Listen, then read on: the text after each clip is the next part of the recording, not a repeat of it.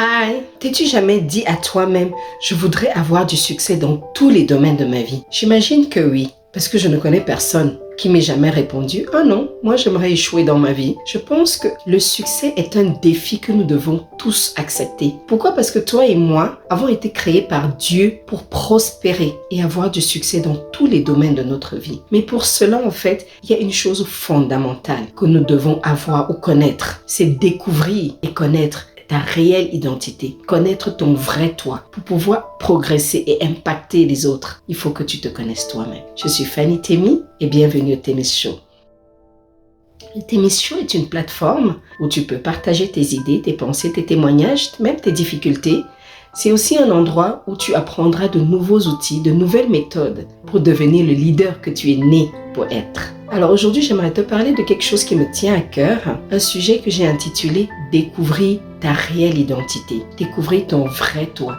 Parce que je crois profondément que progresser, savoir quelle est notre destination, il faut d'abord savoir qui on est. Donc, tout le monde devrait se poser certaines questions à un moment donné de sa vie. Moi, je me les suis posées. Qui suis-je réellement? Pourquoi suis-je ici en fait? Et qui m'a emmené ici? Qui est mon créateur? Qui est ma source? Je ne te parle pas de ton géniteur. Qui est ton créateur? Qui est-ce que ton créateur dit que tu es? Dans quel but t'a-t-il envoyé sur cette terre?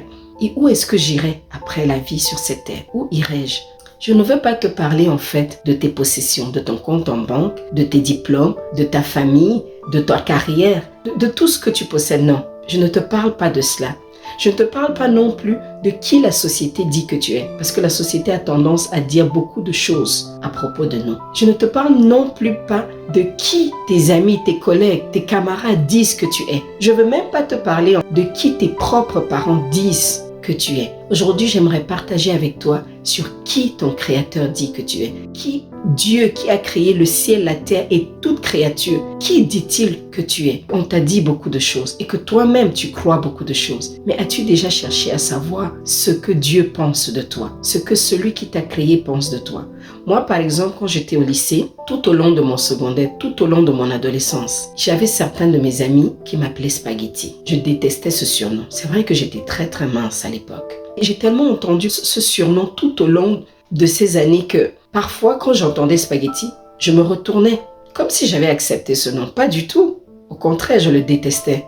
Mais il y a des choses comme ça que, à force d'entendre, si on ne fait pas attention, ça finit par devenir notre réalité. Je me souviens où j'ai grandi, j'avais certains voisins qui traitaient leurs enfants de toutes sortes de noms. J'avais un voisin en particulier, quand il était fâché après son fils, il traitait ce dernier idiot, bon à rien, imbécile, tu ne feras jamais rien de ta vie. Je n'ai plus de nouvelles de ces gens, mais si ce jeune homme n'a pas fait une thérapie, il risque être un adulte qui grandira avec des idées de la manière dont ses parents l'ont défini. Et ce serait dommage.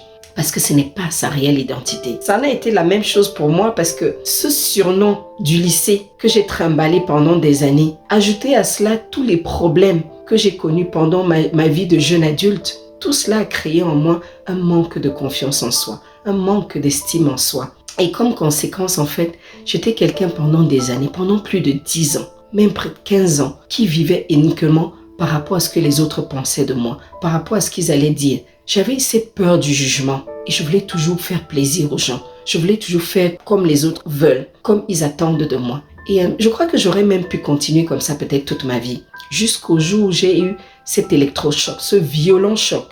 Quand j'ai vu mon petit garçon, qui avait même pas 5 ans, il avait entre 3 et 4 ans, c'était un enfant effrayé. J'ai vu un bébé qui avait peur de tout. Et je crois même que ce mal-être que j'avais s'est transformé en agressivité. J'étais très agressive envers lui. Et c'était un enfant apeuré, un enfant craintif, un enfant qui voulait toujours me faire plaisir, qui voulait toujours faire ce que j'attendais de lui. J'ai pris conscience que toutes les peurs que j'avais, tout le manque de confiance que j'avais, ce manque d'estime de soi que j'avais transmis tout cela à mon fils. Et ça m'a tellement fait mal, j'ai pleuré. J'ai réalisé à partir de ce moment-là que j'avais le choix.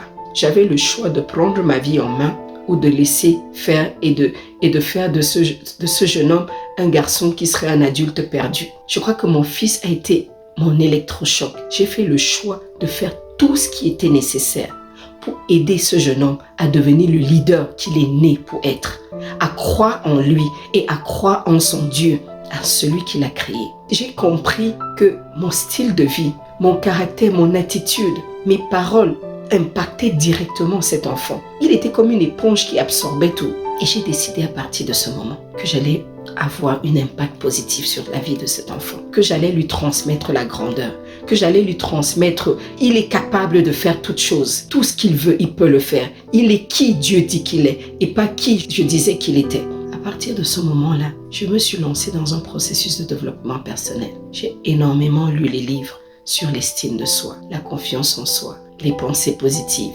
J'ai écouté énormément d'orateurs qui parlaient sur le succès, comment avoir du succès dans la vie, comment réussir dans toutes ces entreprises. Je dirais que tous ces livres et tous ces enseignements, toutes ces vidéos que j'ai écoutées m'ont énormément aidé. Elles m'ont aidé en fait à prendre confiance en moi, mais elles m'ont pas aidé à découvrir qui je suis réellement, à découvrir quelle est ma réelle identité. Je ne savais toujours pas qui j'étais, je ne savais toujours pas pourquoi je suis ici, quels sont mes dons, quels sont mes talents, quelles sont mes capacités. Étant une personne de foi, j'ai décidé de me tourner vers la parole de Dieu. J'ai décidé de trouver les réponses en celui qui m'a créé, dans sa parole. Et j'ai commencé à lire le Nouveau Testament. Et plus je lisais, plus je recevais la révélation. Et devinez quoi? J'ai découvert ma réelle identité dans la parole de Dieu. Et à partir de ce jour-là, ma vie n'a plus jamais été la même. Aujourd'hui, non seulement je sais qui je suis, mais ma vie est différente. J'ai un impact positif sur mon fils, sur mes enfants, sur ma famille